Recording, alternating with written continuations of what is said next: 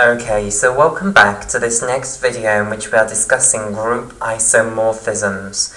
Okay, so in the previous video what we discussed is the concept of two groups being isomorphic to one another. And we've discussed that two groups are isomorphic to one another if really the only difference between them is that you're using different symbols for the elements of the group, and maybe a different symbol for composition. But the actual algebraic structure, the group algebraic structure, is actually the same between them. Okay, so we have our two examples here, G and G prime, and we saw that by just relabeling up our I element in G with +1 and our tau element with -1, we could then relabel up this entire composition table and it becomes the composition table that we have over here. Oh, and we also changed the symbol for composition as well. So just by changing the symbols that we were using, we could turn this algebraic structure into this one. Okay, so really the actual algebraic structure, the composition table here, was exactly the same, just with different symbols representing the different elements. So by studying this group, you would have got the exact same sort of theorems about this group as you would get from this one. Okay, so there's no point studying both of them basically. You just want to study one and then you can apply all of the theorems you get from one onto the other. Okay, right. More generally, we can say that two groups, G and G prime, will be isomorphic to one another if there is this relabeling mapping. If we can find a relabeling mapping, a mapping which will map G onto G prime, like so, okay, which will be bijective, so it will relabel up all of the elements in G with an element in G prime, okay, and we need then, when you relabel up all of the entries in the composition table, it to actually turn that composition table into the composition table in G prime. So, what's the condition on phi for it to do that? So we're saying it's a bijection, so it will send any arbitrary element in G onto an element in G prime. Okay, now the condition for it to turn the composition table here into the composition table here can be expressed like so. So if you take two arbitrary elements, x and y, in big G here, okay, and you compose those two together in our composition table in G here, you'll get the answer x composed with y. Okay, so this is an arbitrary entry in our composition table because x and y were arbitrary elements of our group. Okay, and by changing x and y, we could vary over any one of the entries in this composition table. Okay, and now what I want to be true is that if I map this entry of the composition table in G onto a value in G prime using my relabeling mapping phi, okay, then I want that to equal the equivalent entry in my composition table of G prime. Now, what is my equivalent entry in the composition table in G prime? Okay, well, x and y, which are elements of G prime, are mapped onto phi of x and phi of y respectively. Okay, so by this mapping, x is going to be mapped onto phi of x and y is going to be mapped onto phi of y. Okay, so if you like, these portions of the composition table, these title portions, okay, the titles of the columns and the titles of the rows, they have already been set. Phi has mapped all of the elements here and all of the elements here into new title elements in the composition table over here. Okay, so the equivalent entry now in this composition table is phi of x composed with phi of y, where this is composition in my G prime group here. So if by relabeling up the entries in the composition table, I'm going to turn this composition table into the composition table over here, then I need phi of x composed with y to equal phi of x composed with phi of y for all little x and y is an element of big G, and that is the criteria which you need to be obeyed in order for phi to be an isomorphism. So basically an isomorphism, a group isomorphism, is this relabeling mapping between G and G prime which preserves the group structure basically, so that when you relabel the composition table in your first group, it turns it into the composition table in your second group. Okay, right, so one point that I would just like to emphasize is that any isomorphism must map the identity element in your first group onto the identity element in your second group. Okay, so because really these two are the same algebraic structure, okay, the identity element in one of them has to be mapped onto the identity element in the other by an isomorphism.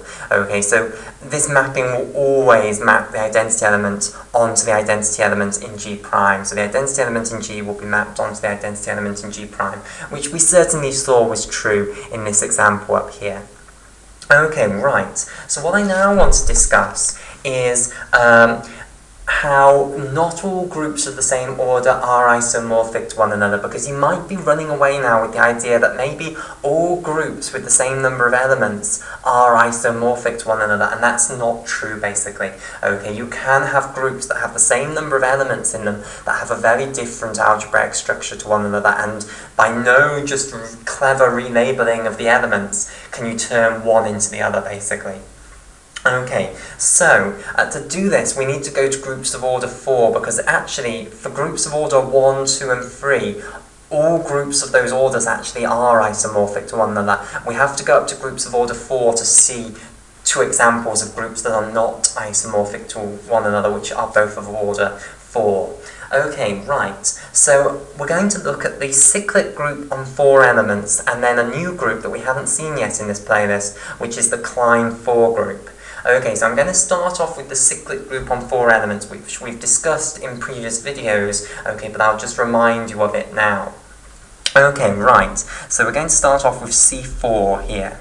Okay, right, so remember, to construct the group C4, what you need to do is you need to look at the set containing 4 elements. Okay, so here is the set containing 4 elements, 1, 2, 3 and 4. Okay, and what you need to do is look at the cyclic permutations of this set of 4 elements. Okay, and I'll tell you exactly what I mean by cyclic permutations, or I'll remind you exactly what I mean by cyclic permutations in a moment. Then what you need to do is give those permutations names, so give them symbols which will represent a name, which will represent those set permutations. Okay, stick those symbols into a set, and then define the composition law on that set to create the group C4, and the composition law will then just come from the composition of the set permutations. Okay, so let's remind ourselves what I mean by cyclic permutations. So basically the way that you can think of cyclic permutations is by creating a disk, like so. Okay, and nailing the disk down in the middle. So let's imagine this is a little disk, and I have nailed it down to the desk underneath. Okay, so now the only way I can move this disk is by rotating it around in that 2-dimensional plane. Okay, right. Now I'm going to put the 4 numbers around the outside of the disk, equally spaced, so they're all 90 degrees apart, basically. There's 90 degrees between between a number and its 2 neighbours, basically. Okay, right, so now the cyclic permutations of this set of 4 elements are the permutations which you can create by just rotating this disk around. So let's think up what those permutations are. So firstly, I can rotate the disk by absolutely nothing, basically, by 0 degrees, or indeed I can rotate it by a multiple of 360 degrees. Okay, what that will do is it will map 1 onto 1, 2 onto 2, 3 onto 3, and 4 onto 4. So those rotations correspond to this set permutation of this set containing 4 elements, basically. So if I don't rotate the disk at all, I keep 1 where it is, I keep 2 where it is, I keep 3 where it is, and I keep 4 where it is. Or if I rotate it around 360 degrees, or a multiple of 360 degrees, then even though I've had some activity, the net result of that is that I still bring 1 back onto 1, 2 onto 2, 3 onto 3, and 4 onto 4. Okay, so here is a cyclic permutation, and it's the identity map. So once again, I'll call that I, okay, for identity map. Okay, next one, something more interesting now. I could rotate clockwise by 90 degrees. Okay, so just rotate clockwise by 90 degrees. What would I then map everything onto? Okay, well, where would 1 go to firstly? So 1 would be mapped around 90 degrees, and it would go to where 2 is. Okay, so this now will correspond to the mapping 1 goes to 2. Now, where would 2 go to? 2 would go to where 3 is by being rotated around 90 degrees clockwise. 3 would go to where 4 is, okay, and 4 would then go to where 1 is. Okay, so there is a cyclic permutation, and we'll call this cyclic permutation sigma, which is the notation we've used in previous videos. Okay, right. Next up, we can have the rotation by 180 degrees. Okay, now, the rotation by 180 degrees is actually just the rotation by 90 degrees done twice. Okay, so if I do this permutation twice, I will end up rotating this disk by 180 degrees. So let's think about where I'll end up sending things. Okay, so 1, when I rotate it 180 degrees, will go to 3. Okay, 2, when I rotate it 180 degrees, will go to where 4 is. 3, when I rotate it 180 degrees, will go to where 1 is. And 4, when I rotate it 180 degrees, will go to where 2 is. Okay, now, I'm going to call this rotation by 180 degrees sigma squared, and that is because of the fact that it is just do sigma and then do sigma again. It's sigma composed with sigma, basically. So I'll write it sigma squared to remind myself that it is just expressible as sigma times sigma. Okay, right. Then I can have rotation clockwise by 270 degrees, or equivalently rotation anti-clockwise by 90 degrees. That's why I don't need to consider rotations anti-clockwise, because I can get them through clockwise rotations, basically. Okay, so let's now think about rotation by 270 degrees, where everything will go. So 1, when it's rotated through 270 degrees, will go to where 4 is. Okay, 2, when it's rotated through 270 degrees, will go to where 1 is. 3, when it's rotated through 270 degrees, will go to where 2 is. And 4, when it's rotated through 270 degrees clockwise, will go to where 3 is. Okay, and again, I can express this in terms of sigma. This is sigma to the power of 3. Okay, and this helps us understand the composition table of this set of symbols, basically, what we'll do in a moment. Okay, right, so those now are the 4 cyclic permutations, basically. They are the only 4 cyclic permutations of this set of 4 elements. Okay, they are the permutations that you can get by rotating this disk around in that 2-dimensional plane. Okay, there are loads of other set permutations of this set of 4 elements that are not cyclic permutations and are not achievable by the rotation of this disk. Okay, right, so to create the group then now, C4, what I'm going to do is stick all of these symbols into a set, so I, sigma, sigma squared, sigma cubed, and this set is going to form my group, and now I'm going to define the composition law on this set, and the way I'm going to get the composition law is from the composition of the set permutations, basically. Okay, so here are all my symbols given a column, I, sigma, sigma squared, sigma cubed, and now I'll give all of my symbols a row here, and then we need to define all 16 entries here in the composition table. Okay, right, so there are some really easy ones to work out, which are the identity composed with elements ones. Okay, so whenever you compose the identity with an element, it leaves the element unchanged, basically, and that's just because whenever you compose the identity permutation with any of the other permutations, the net permutation you get is still that other arbitrary set permutation that you compose the identity with.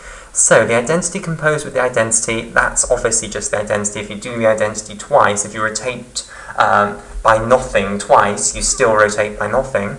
Okay. Identity composed with sigma, that means do sigma first and then do the identity. That means rotate by 90 and then do nothing. Of course, that's still rotation by 90. And we can use the same argument for all of these other entries. So sigma squared composed with the identity, or rather, sorry, I should read it, identity composed with sigma squared, which means do sigma squared and then do the identity, means rotate by 180 degrees and then do nothing, and so on.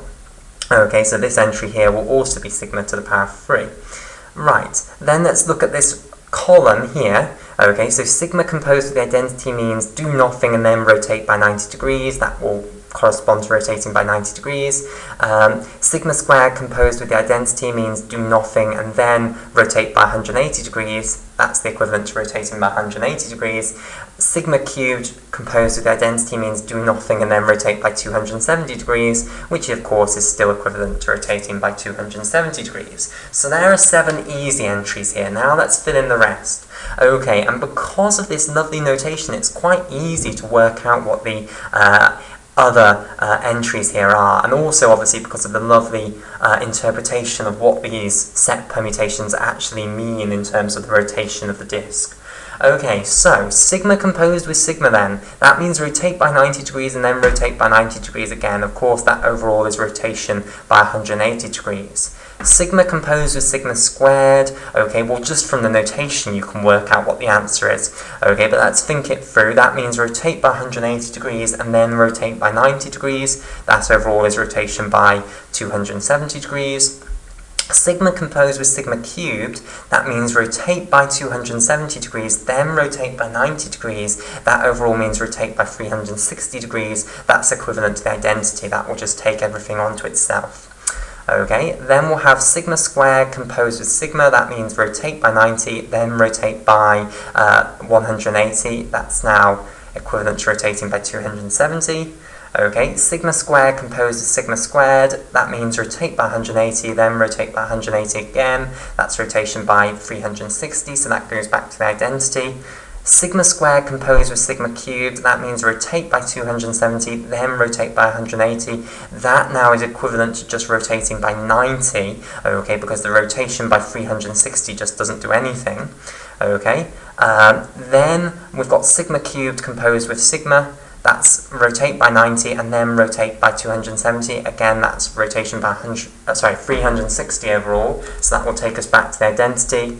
Sigma cubed composed with sigma squared. That means rotate by 180, then rotate by 270. Again, that's equivalent to rotating just by 90. And then finally, sigma cubed composed with sigma cubed. That's rotation by 270 and then rotate by 270 again. Overall, that's now rotation by 180. Okay, right, so there now is our cyclic group of 4 elements, or rather the cyclic group on 4 elements. Okay, so we've got 4 of these symbols in C4, and they are representing the cyclic set permutations of this set of 4 elements, and here is our composition table. Okay, right, so that's one group of order 4. Now I'm going to show you this other group of order 4, which is a new exciting one, okay, which is not going to be isomorphic to C4. Okay, so this new one that I'm going to show you is called the Klein 4 group, and it's often denoted V. Okay, so it's called the Klein 4 group. Okay, and I think it's named the Klein 4 group after Felix Klein, who I think must have been the person to discover it. Okay, rather than naming it that because of the German word Klein meaning small. Okay, I think it is named after Felix Klein rather than being named just the small 4 group. Okay, right. So the Klein 4 group then, whatever the reason behind its name, it's called the Klein 4 group and it's often denoted V. Okay, right. So again, the Klein 4 group, in my opinion, the simplest way to interpret the Klein 4 group is again to think of the elements of the Klein 4 group as representing set permutations of the set containing 4 numbers, 1, 2, 3 and 4. So again, we're going to think of the symbols in the Klein 4 group as representing set permutations of the set of 4 elements, but the set permutations are going to be very different set permutations to the ones that we had in C4. Okay, so let me show you the 4 set permutations that are going to be represented in the Klein 4 group. So of course one of them is going to be the same, okay, we always have to have the identity represented, okay, because that's the only way that we can get an identity within our group. Okay, so here is the identity set permutation where all elements are mapped onto themselves, and again we'll just call that the identity here. Okay, excellent. So there we have our symbol for that. Now, what other set permutations am I going to represent? Okay, well actually the set permutations are far simpler looking than these set permutations. What's simple about these set permutations is that you can think of them intuitively as rotations of this disk. Okay, but actually the set permutations that we're going to draw out now, in terms of drawing these sort of arrow diagrams here, they're going to look much nicer. Okay, so the other permutations that we're going to have represented are transpositions. Okay, so one of the transpositions that's going to be represented is just where we swap 1 and 2 around and we leave 3 and 4 where they are, basically. Okay, and we'll call that the transposition tau of 1 and 2. Okay, so we swap 1 and 2 around but leave 3 and 4 constant. Okay, then the other transposition we're going to have represented is going to be where we swap the other 2, okay, and leave 3 and 4 the same. So, sorry, leave 1 and 2 the same. Okay, so we'll leave 1 and 2 the same and then swap 3 and 4 around. Okay, and we'll call that the transposition of 3 and 4. Okay, and I'll colour in the transposition of 3 and 4 in pink here. Okay, and then the final set permutation that we're going to have represented by a symbol within our Klein 4 group is then going to be the double transposition, where we move 1 and 2 around and 3 and 4 around. Okay, so we'll swap 1 and 2 around, like so, and then we'll swap 3 and 4 around as well. Okay, and we'll call that the double transposition, D for double transposition. Okay, and I'll colour that one in turquoise. Okay, right, so now to build the Klein 4 group, what I'm going to do then is I'm going to create the set containing all of these 4 symbols. So here is my set, I, tau 1, 2, tau 3, 4, and D. Okay, and then I'm going to define the composition law on this set of symbols, okay, and to define it, we're just going to again think of the composition of these set permutations to work out the answers, basically. Okay. So here will be my composition law. So I'll put all of my symbols up here. I, tau 1, 2, tau 3, 4, and D. And then down here I'll have I, tau 1, 2, tau 3, 4, and D. Okay, right. So let's now define the 16 entries in this composition table. Well, firstly, let's do the easy ones. Okay, we know that the identity element will compose with any other element on the right to give that other element on the right back again. Okay, because of the fact that it's representing this identity permutation, and when you compose that with any other permutation on either side, it will just give that other permutation back again. Okay, so we can just instantly fill in all of this here, like so, and the same for this column here. So tau 1, 2 composed with identity will just give us tau 1, 2 back again, tau 3, 4 composed with identity will just give us tau 3, 4 back again, and the double permutation composed with identity will just give us the double permutation back again. So now let's fill in the more difficult 9 entries here. Okay, so let's start off with tau 1, 2 composed with tau 1, 2. And this isn't really that difficult at all. Okay, so we're doing this one twice. What will happen if we do that twice? Well, we'll swap 1 and 2 around, and then we'll swap 1 and 2 around again. So we'll end up back at the identity element again, because we just swap 1 and 2 around, and then we reverse that change, basically. Okay, so tau 1, 2 is its own inverse, basically. Then we'll do tau 1, 2 composed with tau 3, 4. Now you might think, ooh, this looks more difficult, but actually when you think about it, it's not difficult at all.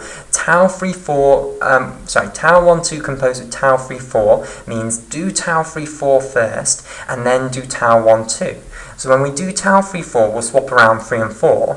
Then when we do tau 1, 2, we'll swap around 1 and 2 and leave 3 and 4 unchanged. So what will that overall net achieve? And I'll just draw it out this once, just to make sure that it's crystal clear. Okay, so when we do tau 3, 4 then, we'll swap 3 and 4 around here, okay, and leave 1 and 2 unchanged. Okay, and then when we do tau 1, 2, we'll swap 1 and 2 around here, like so, and we'll leave 3 and 4 unchanged. Now, what is the net mapping here? Okay, well, 1 goes to where 2 is, so I'll draw out the net mapping now. Okay, so 1 goes to where 2 is, and 2 goes to where 1 is, like so. Okay, so 1 goes to where 2 is, and 2 goes to where 1 is. 3 goes to where 4 is, like so, and then 4 goes to where 3 is. So the net overall mapping is now the double permutation, so I'll stick that in there. Okay, now hopefully, now we've done that one and we've actually written all of that out, we understand intuitively how these are going to compose together. Hopefully, because we've done that example, you have now the intuition and we can work out the others without actually having to draw it out like so. Okay, so tau 1, 2 composed with a double permutation. The double permutation swaps both. Then what we'll do after that is tau 1, 2. That will swap 1 and 2 back again. What is that overall going to now net be? Well, that's now going to mean that overall the answer now is tau 3, 4. Okay, because we'll swap 3 and 4 around, because that will last from the double permutation, but because we've composed it with tau 1, 2 afterwards, we will no longer be swapping 1 and 2 around because that's been undone. Okay, so that's why it's been reduced to this one where 1 and 2 are mapped onto themselves and we swap 3 and 4 around. Okay, next up, tau 3, 4 composed with tau 1, 2. Okay, that now means do tau 1, 2 firstly, so you'll switch 1 and 2 around, and then do tau 3, 4 where you'll switch 3 and 4 around, so that will now be the double permutation. Okay, or the double transposition. Okay, then tau 3, 4 composed with tau 3, 4, we'll swap 3 and 4 around, and then we'll swap 3 and 4 around again, so that will overall reduce us back to the identity element. Then we'll have tau 3, 4 composed with the double transposition. Okay, that means do the double transposition first, and then do tau 3, 4. The double transposition will swap both 1 and 2 and 3 and 4 around. Tau 3, 4 will then swap 3 and 4 back around, so overall now you won't swap 3 and 4 and you'll just swap 1 and 2, so it's now tau 1, 2. Okay, the double transposition composed with tau 1, 2 next. So that means do tau 1, 2 first and then do the double transposition. Tau 1, 2 will swap 1 and 2 around. Okay, the double transposition will then swap 1 and 2 around again, so that will mean that 1 and 2 are carried overall to themselves overall. Okay, and then all you'll have left is the transposition of 3 and 4, so the answer there will be the transposition of 3 and 4.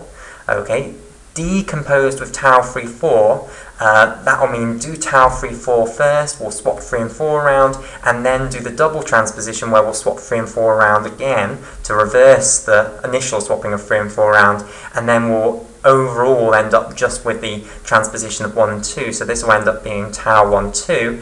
And finally then, the double transposition composed with the double transposition, you'll swap 1 and 2 around initially, swap 3 and 4 around, but then you'll do the whole thing again, and you'll end up swapping 1 and 2 back around, and swapping 3 and 4 back around, so D composed with D is actually equal to the identity. Okay, so here now, this is the Klein 4 group here. That set of symbols that we've got, 4 elements, with that composition law, that is the Klein 4 group.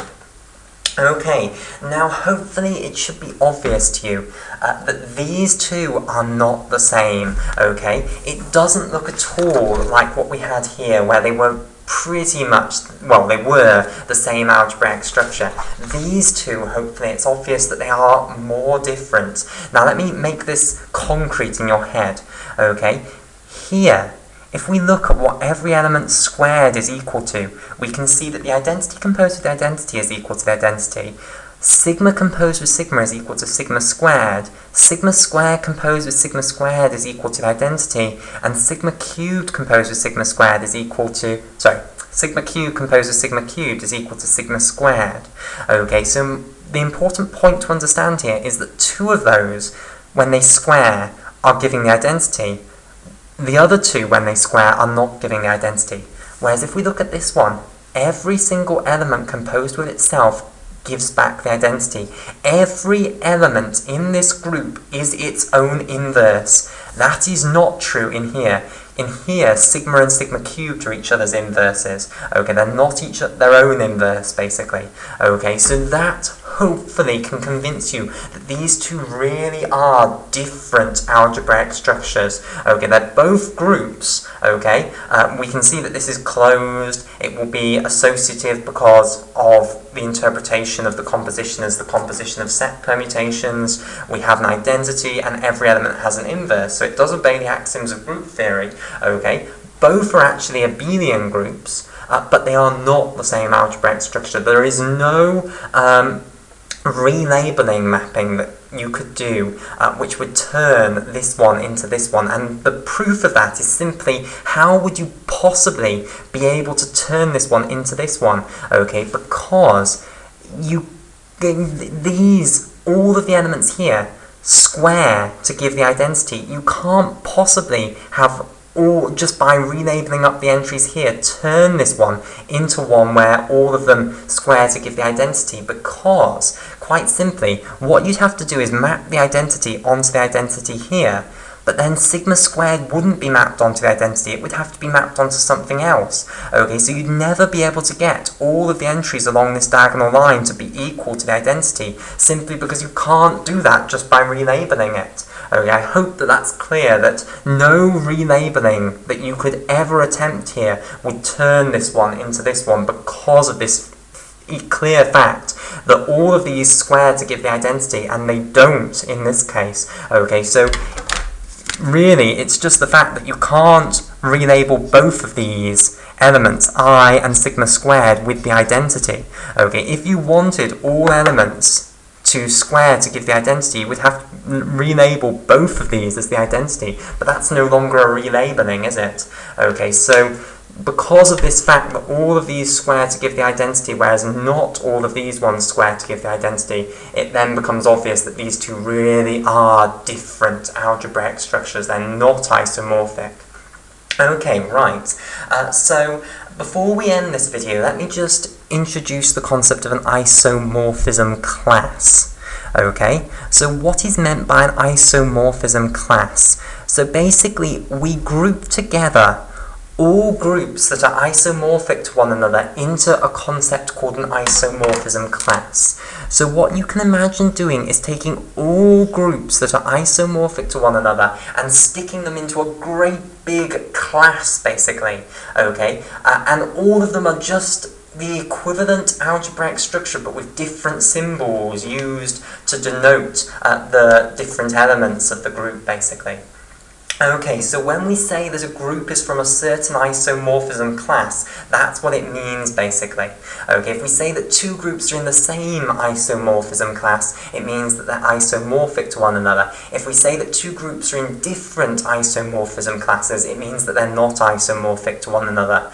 Okay, so really, in group theory, we are interested in characterizing all the different isomorphism classes of groups, rather than in classifying all the different groups, because of course we can't classify all of the different groups, because you could always create new symbols, okay? But instead what we're interested in doing is actually actually working out all of the different isomorphism classes, all of the different types of group that are really different from one another because they're not isomorphic, basically. And we have seen two representatives of two different isomorphism classes here. So this group of order 4 is in a different isomorphism class to this one. Okay, they're both representatives of different isomorphism classes. Okay, right, so that's the concept of an isomorphism class. Okay, so in the next video, what we'll do is we'll discuss this, in my opinion, the first great deep result of group theory, which is that the real numbers under addition is isomorphic to the positive real numbers under multiplication.